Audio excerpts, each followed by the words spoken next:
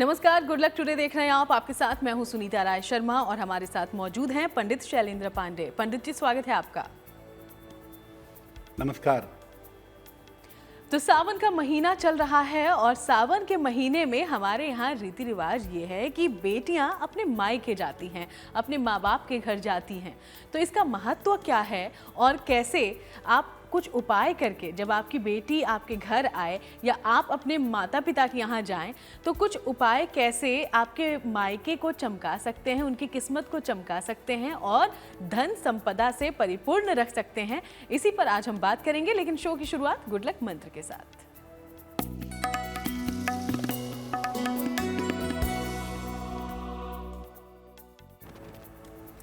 सावन के महीने में मेहंदी लगाना और रंग बिरंगे कपड़े पहनना विशेष शुभ होता है। सावन के महीने में हरे और पीले वस्त्र धारण करने से जीवन में ढेर सारी खुशियां आती हैं। तो सावन के महीने में बालिकाओं को, महिलाओं को मैं कहूँगा कि आप मेहंदी लगाएं और अच्छे अच्छे सुंदर रंग के वस्त्र धारण करें, खुश रहें, भगवान शिव की पूजा करें, जीवन में आनंद और उमंग का प्रवेश होगा। जी हाँ, अब आगे बढ़ते हुए बात पंचांग की कर लें। तो 13 जुलाई का क्या है पंचांग, जानते हैं पंडित जी से।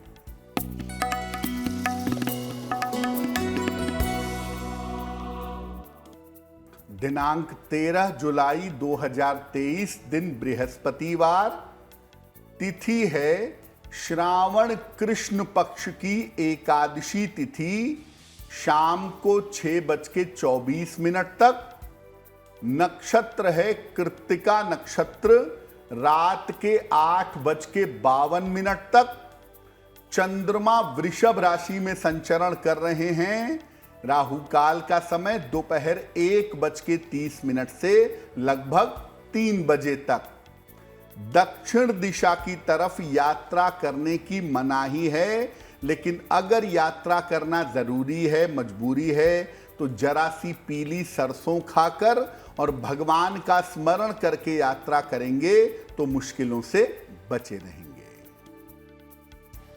और चलिए अब आगे बढ़ते हुए आज की चर्चा की शुरुआत करते हैं। तो हमने जैसा कि आपको पहले ही बताया, सावन के महीने में बेटियां अपने मायके जाती हैं, लेकिन ऐसा होता क्यों है, यानी कि ये नियम क्यों बनाया गया है, इसके पीछे क्या मान्यता है, ये सबसे पहले पंडित जी से समझ लेते हैं। पंडित जी। जी देखिए, आम तौर पर विवाह के बाद पहले सावन में या वैसे भी सावन में बेटियां अपने मायके जाती हैं। पहले सावन में जाना सबसे ज्यादा जरूरी है और उसके बाद के सावन में भी जाएं तो अच्छा होगा, ताकि मानसिक और शारीरिक रूप से वो बेहतर रह सकें।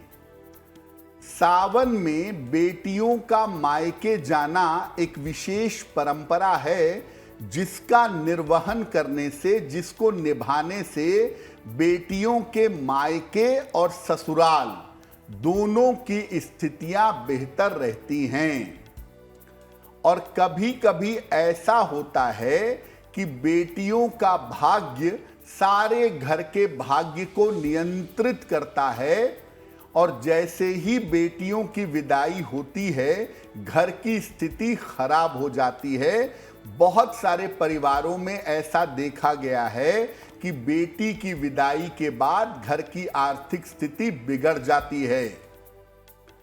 अगर घर में विवाह के बाद भी बेटियों का सम्मान न किया जाए तो स्थिति काफी बिगड़ जाती है। बहुत बार ऐसा होता है कि बेटियों के माता पिता के रहने तक तो बेटियों का सम्मान होता है, लेकिन जब माता पिता नहीं रहते हैं तो उनके भाई भाभी अक्सर उनका सम्मान नहीं करते हैं। इस चक्कर में उनकी स्थिति खराब होती है, जिस बात को वो नहीं समझते। सावन के महीने में जब बेटी मायके आए, अगर आप विशेष तरह के उपाय करते हैं तो घर और जीवन की तमाम समस्याएं हल हो सकती हैं। बेटियों के विवाह के बाद ऐसा नहीं है कि उनका रिश्ता अपने मायके से भंग हो गया। और अगर बेटियों ने मायके आना छोड़ दिया है तो मायके की उन्नति पर असर जरूर पड़ेगा। और देखिए, बेटियां भी उसी घर की बेटियां हैं, इसीलिए उनका सम्मान, उनकी प्रतिष्ठा जरूर होनी चाहिए। और अगर बेटियां हर सावन में 1 दिन के लिए ही, 2 दिन के लिए ही अपने मायके जाएं, मायके में प्रेम से, सम्मान से रहें, तो मायके की निरंतर उन्नति अवश्य होती है। जी हाँ, और बेटियां तो होती ही हैं घर की लक्ष्मी। इसके बारे में हम आगे भी चर्चा करेंगे। फिलहाल राशियों का कर लेते हैं रुख। मेष, वृषभ और मिथुन राशि का क्या है राशिफल, ये जान लेते हैं पंडित जी से।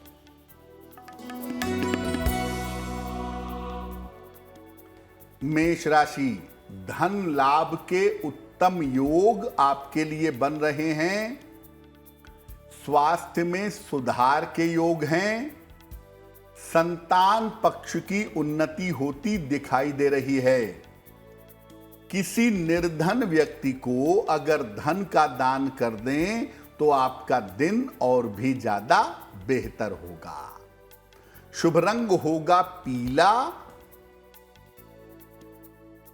और भाग्य का मीटर आपको नंबर दे रहा है 80%। बहुत अच्छा भाग्य आपके साथ बना हुआ है।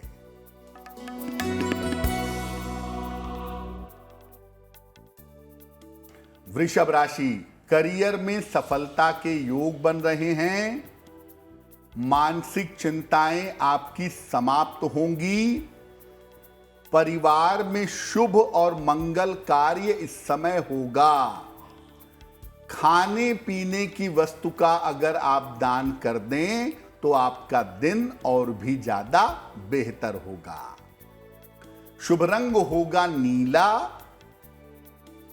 और भाग्य का मीटर आपको नंबर दे रहा है 90%। सबसे ज्यादा भाग्य आपके साथ बना हुआ है।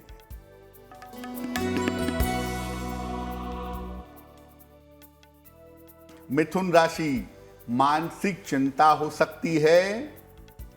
धन का नुकसान हो सकता है। महत्वपूर्ण काम अभी 1-2 दिन के लिए टाल दीजिएगा। भगवान शिव के मंत्र का जप करें, नमः शिवाय का, तो आपका दिन कुछ हद तक बेहतर हो जाएगा। शुभ रंग होगा आसमानी और भाग्य का मीटर आपको नंबर दे रहा है 75%। उत्तम भाग्य आपके साथ बना हुआ है। तो चलिए बाकी राशियों की हम आगे चर्चा करेंगे। उसके पहले सावन के महीने में बेटी के मायके आने पर बातचीत को आगे बढ़ाते हैं। तो अगर ऐसा होता है कि आपकी बेटी सावन के महीने में घर आती है तो किस तरह की समस्याएं निपट सकती हैं इससे, और उनके निवारण के लिए क्या उपाय हो सकते हैं, इस पर अब बात करते हैं। अगर घर में ज्यादा कलह क्लेश होता है तो क्या किया जा सकता है, सबसे पहले पंडित जी से ये जानते हैं। सावन में जब आपकी बेटी आपके घर में आती है तो किस्मत लेकर के आती है, संपन्नता लेकर के आती है और आशीर्वाद लेकर के आती है। अगर बेटी सावन में आपके घर पे आए, आपके घर में कलह कलेश ज्यादा होता हो, बेवजह की चिंताएं, बेवजह के झगड़े ज्यादा होते हों, तो क्या उपाय करेंगे? बेटी के घर में आने पर उससे गमले में या जमीन में अपने घर में एक तुलसी का पौधा लगवाइए। और जितने भी दिन आपकी बेटी घर में रहे, नियमित रूप से अपनी बेटी को बोलिए कि वो तुलसी के पौधे के नीचे दीपक जलाए। और जलाने के बाद बेटी घर की सुख और शांति के लिए प्रार्थना करे। अगर ऐसा नियमित रूप से आपकी बेटी कर दे सावन के महीने में, आपके घर का कलह कलेश परमानेंटली समाप्त होगा। और जो आपकी बेटी आपके घर में तुलसी का पौधा लगा करके जाएगी, उसकी आप पूरी देखभाल करिएगा। वो पौधा जैसे जैसे तरक्की करेगा, आपका जीवन बेहतर होता चला जाएगा। अगर आप चाहकर भी मकान नहीं बना पा रहे हो या संपत्ति नहीं खरीद पा रहे हो, ऐसे में आपकी बेटी से आप कौन सा उपाय करवा सकते हैं या आप कौन सा उपाय कर सकते हैं, अब पंडित जी से इसके बारे में जान लेते हैं। आप लंबे समय से किराए के मकान में रहते हैं, आप चाहते हैं कि आपका अपना मकान बन जाए, या बहुत छोटा सा घर है, आप चाहते हैं बड़ा घर बन जाए, बड़ी संपत्ति हो जाए, तो बेटी इसमें कैसे आपकी सहायता करेगी? बेटी जब सावन में घर पे आए तो किसी भी मंगलवार को उसके हाथ से गुड़ ले लीजिए, थोड़ा सा गुड़, और उसी दिन उस गुड़ को मिट्टी के बर्तन में रख के, मिट्टी की हांडी में या मिट्टी के कुल्हड़ में रख करके मिट्टी में दबा दीजिएगा सावन के महीने में।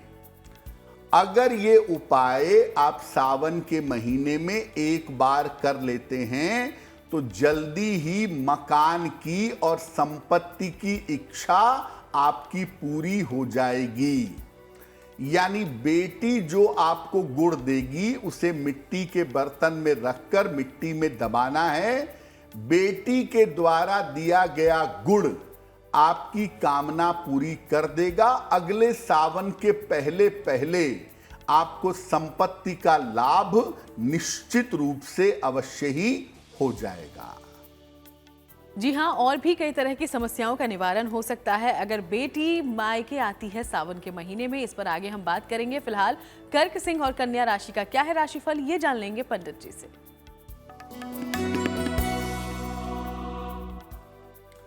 कर्क राशि, करियर की जो समस्या है उसका हल निकलता हुआ दिखाई दे रहा है। पारिवारिक उलझनें आपकी सुलझ जाएंगी। संपत्ति से इस समय आपको लाभ हो सकता है। खाने पीने की वस्तु का अगर आप दान करें तो आपका दिन और भी ज्यादा बेहतर होगा। शुभ रंग होगा पीला और भाग्य का मीटर आपको नंबर दे रहा है 70%। मध्यम भाग्य आपके साथ बना हुआ है।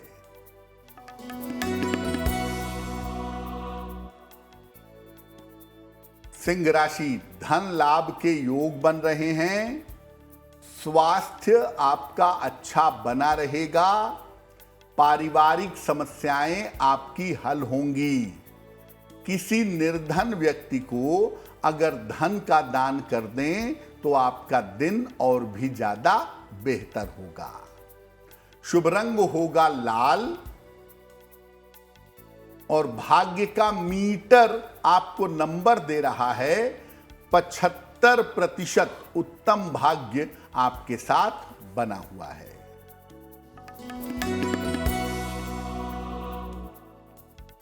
कन्या राशि, पारिवारिक समस्या आपकी हल होगी। नौकरी के मामले में आपके सुधार होगा। मनोरंजन के कामों में व्यस्त रहेंगे। भगवान शिव को अगर पीले फूल अर्पित कर दें तो आपका दिन और भी ज्यादा बेहतर होगा। शुभ रंग होगा क्रीम और भाग्य का मीटर आपको नंबर दे रहा है 75%। उत्तम भाग्य आपके साथ बना हुआ है। और चलिए, अब वक्त हो गया है आपके सवालों की ओर बढ़ने का। तो कहां से आया है शो में पहला सवाल और क्या है आपकी समस्या का समाधान, ये हम जान लेंगे पंडित जी से। पंडित जी। जी,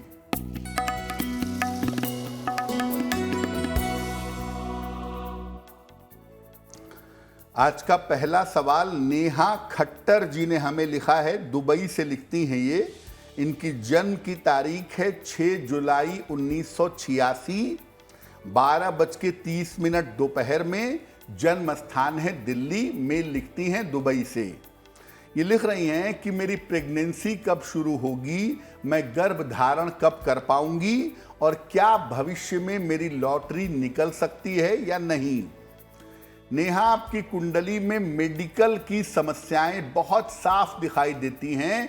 मेडिकली प्रॉब्लम ज़रूर है तो आप डॉक्टर से संपर्क ज़रूर कर लें और अपनी मेडिकल समस्या का समाधान करें। हार्मोन्स की समस्या की वजह से प्रेगनेंसी नहीं हो पा रही है तो डॉक्टर से संपर्क करके अपना इलाज करवाइए और अगले साल फरवरी 2024 के बाद प्रयास करिएगा, आपकी प्रेगनेंसी आरंभ हो जाएगी। लॉटरी निकलने की संभावना इस कुंडली में बहुत कम है। हाँ, ये बात जरूर है कि आपको आकस्मिक रूप से आगे चल के संपत्ति का फायदा हो सकता है, प्रॉपर्टी का लाभ हो सकता है, ये संभावना आपके लिए बनती है। लेकिन लॉटरी निकलने की या लॉटरी जीतने की संभावना कुंडली में नहीं है। फिलहाल अपनी स्वास्थ्य, अपनी प्रेगनेंसी और अपनी सफलता के लिए एक ओपल बनवा के पहनिए। लगभग 10-12 रत्ती का ओपल चांदी की अंगूठी में, दाहिने हाथ की तर्जनी उंगली में शुक्रवार की शाम को ओपल बनवा करके धारण करें और रोज सुबह 108 बार कृष्ण मंत्र का जप करें। ओम क्लीं कृष्णाय नमः। अगर ये उपाय आप करें तो निश्चित रूप से आपको लाभ होगा। तो आप इन उपायों को अपनाइए। अब आगे बढ़ते हैं दूसरे सवाल की ओर। उसके पहले आपको भी याद दिला दें कि अगर आप भी किसी समस्या का समाधान चाहते हैं पंडित जी से तो इसके लिए हमें लिख सकते हैं। जो ईमेल आईडी इस वक्त आपकी टीवी स्क्रीन पर है उसे कर ले नोट डाउन। बहरहाल दूसरा सवाल कहां से है, अब ये जान लेते हैं पंडित जी से। पंडित जी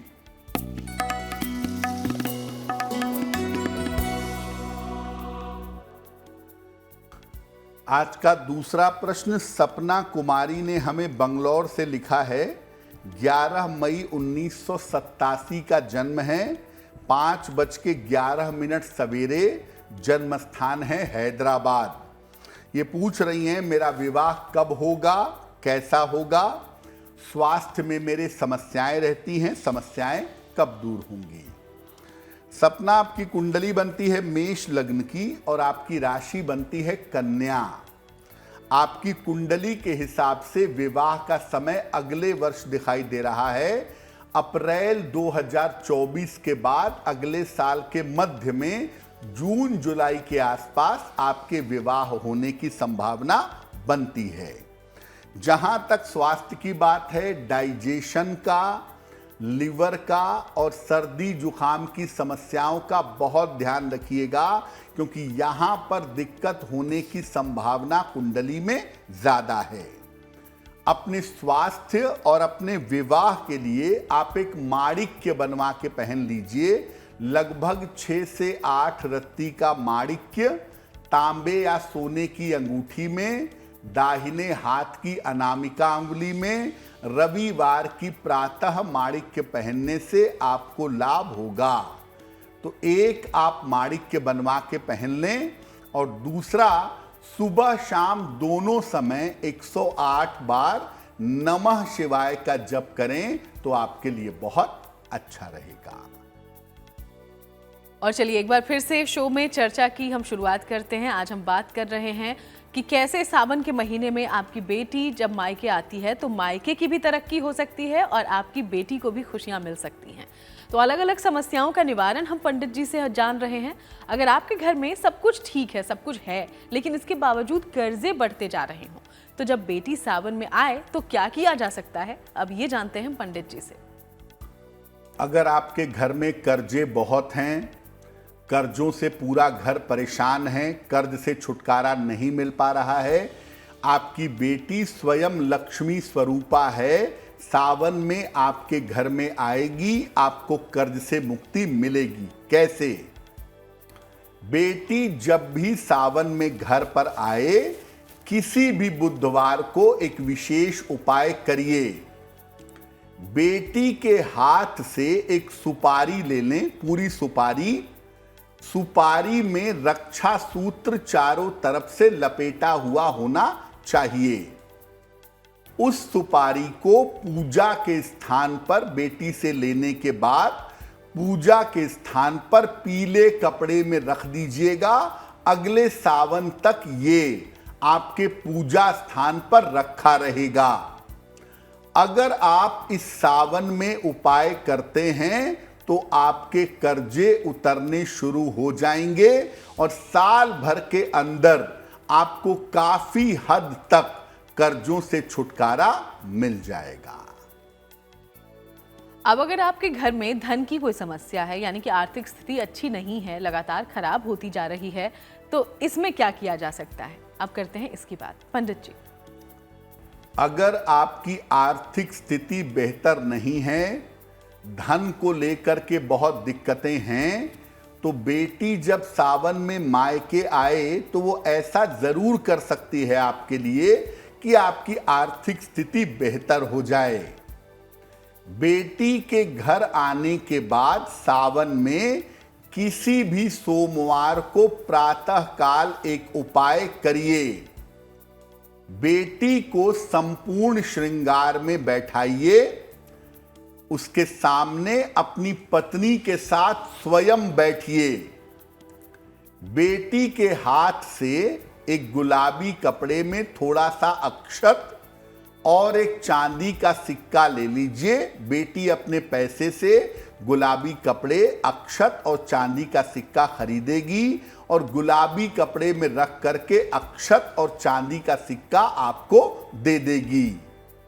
गुलाबी कपड़े में उस अक्षत और सिक्के को बांध करके अपने धन स्थान पर रख दीजिएगा और पति पत्नी दोनों, भले ही आपकी बेटी हो या आपकी बहन हो, अपनी बेटी का चरण स्पर्श करके ये प्रार्थना करिएगा कि आपके घर की आर्थिक स्थिति बेहतर हो जाए, आर्थिक समस्या दूर हो जाए।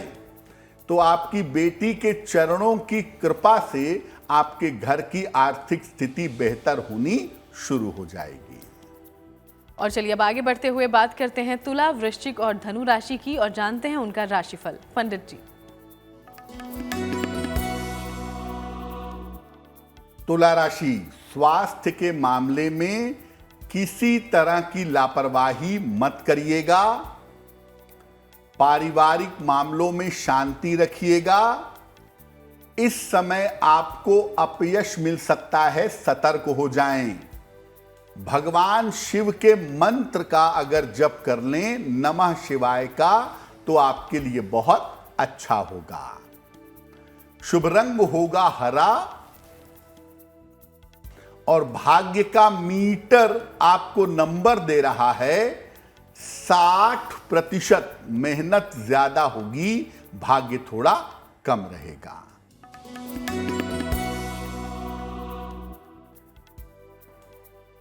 वृश्चिक राशि, किसी बड़ी समस्या से मुक्ति मिलेगी।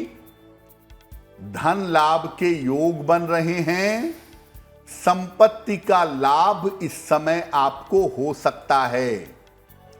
किसी निर्धन व्यक्ति को अगर धन का दान कर दें तो आपका दिन और भी ज्यादा बेहतर होगा। शुभ रंग होगा सफेद और भाग्य का मीटर आपको नंबर दे रहा है 70%। मध्यम भाग्य आपके साथ बना हुआ है।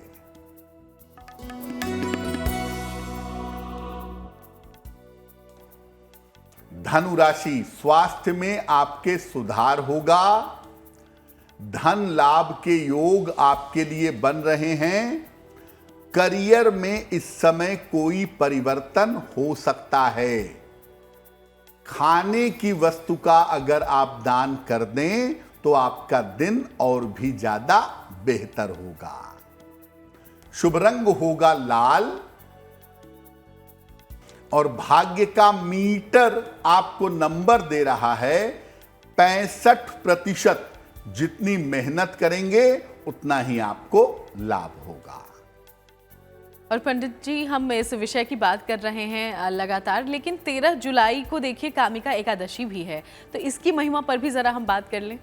बिल्कुल।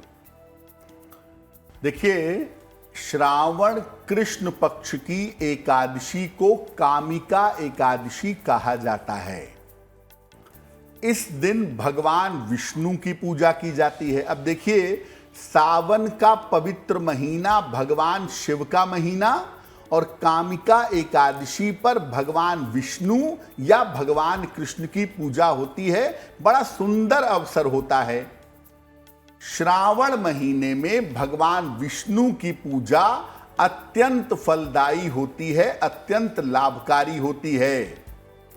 ऐसा मानते हैं कि श्रावण की एकादशी का अगर आप पालन करते हैं, श्रावण की एकादशी को निभाते हैं, तो इसका पालन करने से व्यक्ति के पापों का नाश होता है और व्यक्ति की अधोगति नहीं होती, यानी मृत्यु के बाद व्यक्ति नीचे की योनियों में पशु नहीं बनता, पशु योनि में नहीं जाता। कामिका एकादशी पर प्रातः काल भगवान कृष्ण की आराधना करिए, बहुत अच्छा रहेगा। उनको पीले फूल, पंचामृत और तुलसी दल अर्पित करिए, फल भी अर्पित कर सकते हैं। इसके बाद भगवान कृष्ण का ध्यान करें और उनके मंत्रों का जप करें। याद रखिए कि भले ही आप कामिका एकादशी पर भगवान कृष्ण की या भगवान विष्णु की पूजा कर रहे हैं, लेकिन कामिका एकादशी पर इस पूजा को करने के पहले भगवान शिव को जल जरूर अर्पित करिएगा। और कामिका एकादशी पर सबसे बढ़िया होता है कि आप विष्णु सहस्त्र नाम का पाठ करें। अगर आप कामिका एकादशी पर विष्णु सहस्त्र नाम का पाठ करें तो इसके फल बड़े शुभ हैं। और दूसरे नंबर पर आप भगवत गीता के 11वें अध्याय का पाठ कर सकते हैं, जिससे पाप की जो प्रवृत्ति है, पाप की जो टेंडेंसी है, उसका नाश हो, आपका कल्याण हो, आपका मंगल हो। जी हाँ, तो इन बातों का आप ध्यान रखें। अब आगे बढ़ते हुए आखिर की 3 राशियां मकर, कुंभ और मीन राशि का क्या है राशिफल, ये जान लेंगे पंडित जी से। पंडित जी।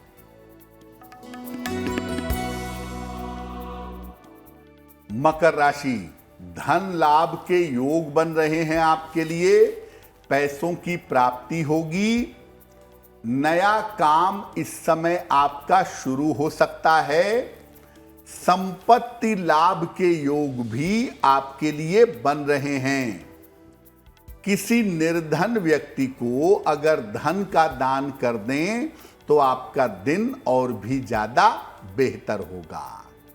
शुभ रंग होगा हरा और भाग्य का मीटर आपको नंबर दे रहा है 75%। उत्तम भाग्य आपके साथ बना हुआ है।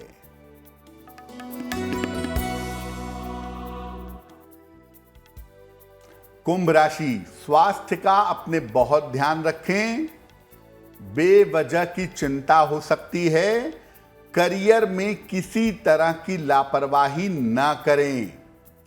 भगवान शिव के मंत्र का अगर आप जप कर लें, नमः शिवाय का, तो आपका दिन कुछ हद तक बेहतर हो जाएगा। शुभ रंग होगा गुलाबी और भाग्य का मीटर आपको नंबर दे रहा है 60%। मेहनत ज्यादा होगी, भाग्य थोड़ा कम रहेगा।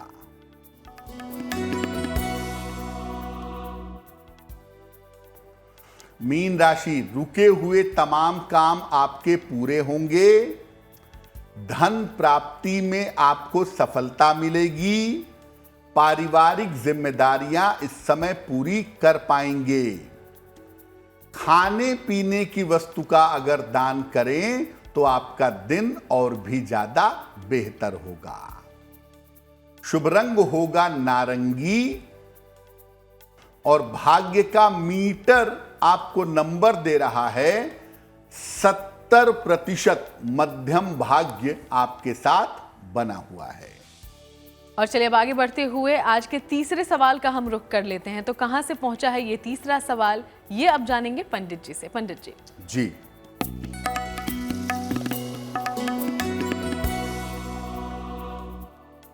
आज का तीसरा प्रश्न मोहन कुमार जी ने हमें लखनऊ से लिखा है। 25 अप्रैल 1972 का जन्म है। 2:30 AM मध्यरात्रि, हरदोई उत्तर प्रदेश। ये कह रहे हैं कि मेरी याददाश्त कमजोर है, मन दुविधाग्रस्त रहता है, कोई काम मेरा पूरा नहीं हो पाता है। मोहन जी, कुंडली आपकी कुंभ लग्न की है और आपकी राशि बनती है कन्या। देखिए, कुंभ लग्न की कुंडली का जो सबसे अहम प्लेनेट है, महत्वपूर्ण प्लेनेट है, वो होता है शुक्र। और शुक्र अगर कुंभ लग्न की कुंडली में फेवरेबल नहीं है तो जीवन में सफलता की संभावनाएं थोड़ी कम हो जाती हैं, मुश्किलें थोड़ा परेशान करती हैं। तो आप शुक्र को अगर बेहतर करें तो आपका मन, आपका स्वास्थ्य बेहतर होगा और काम भी आप आसानी से निपटा पाएंगे, पूरा कर पाएंगे। एक ओपल बनवा के पहन लीजिए, लगभग 12-14 रत्ती का ओपल, चांदी की अंगूठी में, दाहिने हाथ की तर्जनी उंगली में। शुक्रवार की शाम को एक ओपल बनवा के पहने। और दूसरा काम आप करें, रोज सुबह और रोज शाम 108 बार ओम दुंग दुर्गाय नमः, ओम दुंग दुर्गाय नमः, माता दुर्गा का ये मंत्र आप नियमित रूप से पढ़ें, आपको निश्चित रूप से लाभ होगा। जी हाँ, तो इन उपायों को आप अपनाइए। हम उम्मीद करते हैं कि जल्दी आपको फायदा होगा।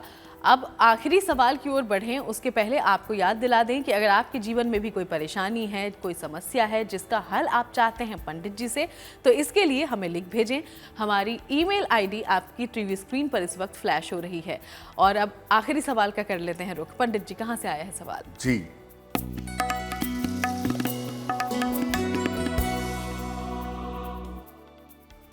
आज का आखिरी प्रश्न वीना त्रिपाठी जी ने हमें लिखा है, कानपुर से लिखती हैं। इनकी जन्म की तारीख है 12/13 अगस्त 1974, मध्यरात्रि को 12:31, लखीमपुर उत्तर प्रदेश। ये कह रही हैं कि मकान कब तक बनने की संभावना बनती है और क्या कभी जीवन में संपन्नता आएगी या नहीं आएगी। वीना जी, कुंडली आपकी वृषभ लग्न और वृषभ राशि की है। महादशा शनि की और अंतरदशा बुध की फिलहाल चल रही है। ज्योतिष के हिसाब से फरवरी 2024 के बाद प्रयत्न करिएगा। 2024 में ही आपको संपत्ति का लाभ अवश्य होगा। दूसरी बात यह है कि जो आने वाला जीवन है, खासतौर से अगस्त 2024 के बाद का जो समय है, उसमें सफलता मिलने की, संपन्नता मिलने की संभावना बढ़िया है। तो जीवन अब जैसे जैसे आगे बढ़ेगा उसमें आप उन्नति कर पाएंगी। फिलहाल आप एक पन्ना बनवा करके पहन लें, लगभग 6-7 रत्ती का पन्ना, चांदी की अंगूठी में, दाहिने हाथ की सबसे छोटी उंगली में। बुधवार की शाम को पन्ना बनवा करके पहन लें। रोज सुबह सूर्य भगवान को जल चढ़ाएं और ओम आदित्याय नमः इस मंत्र का जप करें, आपको निश्चित रूप से लाभ होगा। और चलिए अब बात उनकी जिनका जन्मदिन है 13 जुलाई को। सबसे पहले हैप्पी बर्थडे। और अब हम पंडित जी से जान लेते हैं कि आने वाला साल आपके लिए क्या सौगातें लेकर आ रहा है। पंडित जी।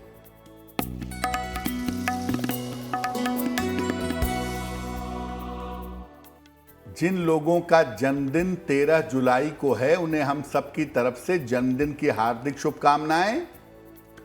आने वाले वर्ष में आप अपने करियर में कोई बड़ा परिवर्तन कर सकते हैं। स्वास्थ्य की स्थितियां पहले की तुलना में बेहतर होंगी और धन की स्थिति आपकी कुल मिलाकर ठीक रहेगी। जो घर के बड़े बुजुर्ग हैं, उनके स्वास्थ्य का और उनके जीवन का ध्यान बनाए रखिएगा। क्या करेंगे? पूरे साल भर राहु के मंत्र का अगर आप जप करें, ओम रांग राहवे नमः, अगर इस मंत्र का पूरे साल भर आप जप करें तो आपके लिए बहुत अच्छा रहेगा।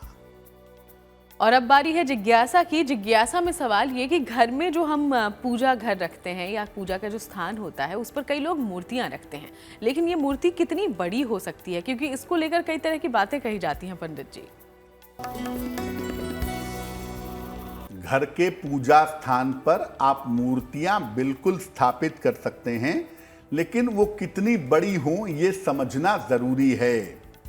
घर के पूजा स्थान पर बहुत बड़ी मूर्तियां मत रखिएगा। जो भी मूर्ति रखेंगे वो 12 अंगुल यानी मोटे तौर पर 6 इंच से बड़ी नहीं होनी चाहिए। चित्र की जहां तक बात है, आप कितना भी बड़ा चित्र, 10 फीट का चित्र लगा लीजिए, चित्र आप कितना भी बड़ा लगा सकते हैं, उसमें कोई भी दिक्कत नहीं है। जी हाँ, अब बात शुभ पहर की करते हैं। तो 13 जुलाई के लिए कौन सा है शुभ पहर, ये जान लेते हैं पंडित जी से।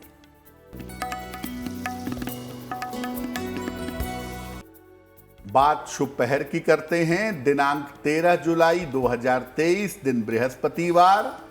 शुभ पहर का समय है शाम को 7:30 से रात के 9 बजे के बीच में।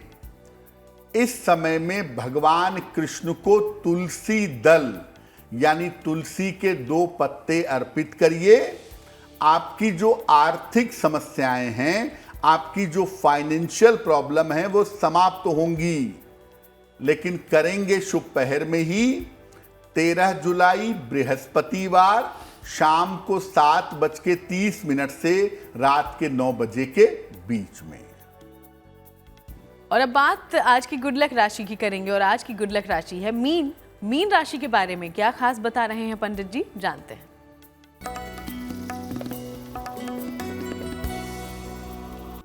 हम आपको बता रहे हैं अलग अलग राशि के लोग अपने भाग्य को मजबूत करने के लिए क्या करेंगे। आज की जो गुड लक राशि है वो है मीन राशि। इनका भाग्य शुरुआत में अच्छा होता है, बीच के उम्र में कमजोर होता है और अंत में पुनः अच्छा हो जाता है। मीन राशि के लोग अच्छे भाग्य के लिए अपने साथ अपने घर में काम की जगह पे समुद्री नमक का सी सॉल्ट का टुकड़ा अगर ये अपने साथ में रखें तो इनके लिए बहुत अच्छा रहेगा। और चलिए अब बात करते हैं आज के महा उपाय की, और महा उपाय में क्या बता रहे हैं पंडित जी, जान लेते हैं पंडित जी। जी,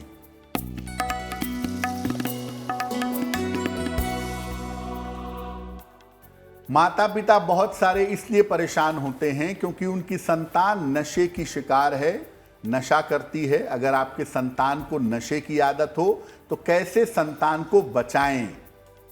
रोज सवेरे पीले वस्त्र धारण करके बृहस्पति के मंत्र का जप करें। कम से कम 1 माला यानी 108 बार या 3 माला ओम ब्रीम बृहस्पतये नमः, ओम ब्रीम बृहस्पतये नमः इस मंत्र का जप करें। घर में अपने मांस मदिरा का प्रयोग बंद कर दें। संभव हो तो प्याज लहसुन का प्रयोग भी बंद कर दीजिएगा। जैसे जैसे घर की तरंगों में सात्विकता आती जाएगी, आपके संतान की नशे की आदत बंद हो जाएगी। बहुत बहुत शुक्रिया आपका पंडित जी, ये महा उपाय तमाम दर्शकों तक पहुंचाने के लिए। धन्यवाद। तो चलिए यूं ही आपसे मुलाकात होती रहेगी, अलग अलग विषयों पर चर्चा भी करेंगे। फिलहाल शो में इतना ही, लेकिन देश दुनिया की बाकी तमाम खबरों के लिए देखते रहिए GNT।